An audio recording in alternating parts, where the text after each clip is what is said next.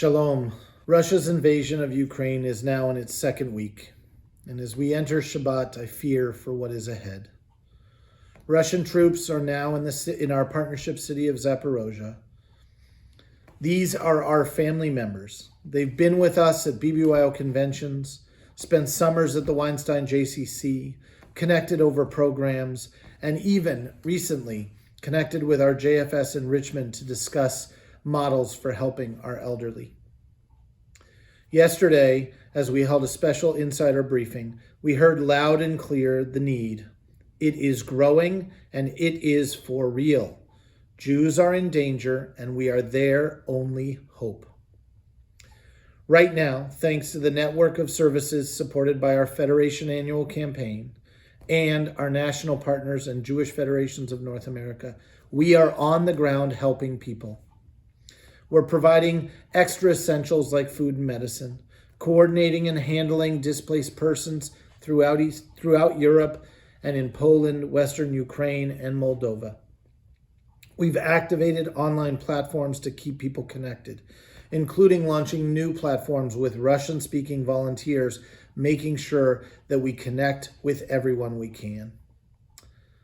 Joint Tech, a remote care tech initiative launched in partnership and partially funded by Richmond in 2020 to help combat loneliness among isolated Jewish seniors, has been repurposed and is now being used for Shabbat and community programming to provide reprieve during the crisis and communicate to those on the front lines. We've engaged and ready volunteers, staff, and our whole network of Chesed social service centers to address emerging needs as events unfold. As people rush out, our partners at JDC and the Jewish Agency are rushing in. We're coordinating emergency response with other agencies on the ground to make sure that all Jews are cared for. 700 Jews so far have arrived at Aliyah processing centers run by our partners at the Jewish Agency for Israel and the International Fellowship of Christians and Jews. These future Olim are escorted from the border to temporary housing facilities where they receive their visas to Israel. In addition, the first flights carrying a total of 200 Olim, along with an additional 100 orphans, will arrive in Israel this Sunday.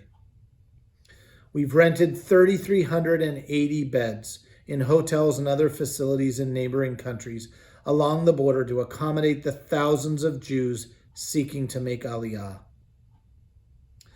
Locally, we remain in constant contact with our partners in Zaporozhye and throughout Ukraine. Just this morning, we were assisting a local family with getting their family out of Ukraine. This is real. Jewish Community Federation of Richmond, in coordination with JFNA, Jewish Federations of North America, has created a Ukraine emergency page on our jewishrichmond.org website with up-to-the-minute information and resources, some of which you'll find below this message.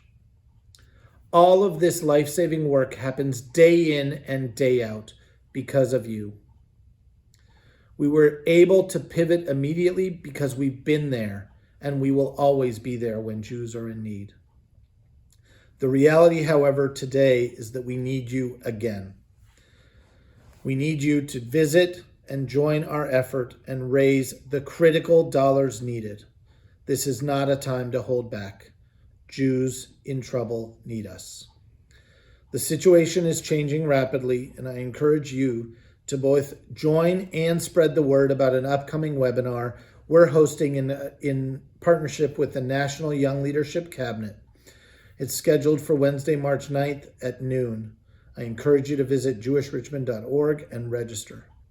Thank you in advance for your support, and thank you for being part of our annual effort and system to make sure that when Jews are in crisis, we are there.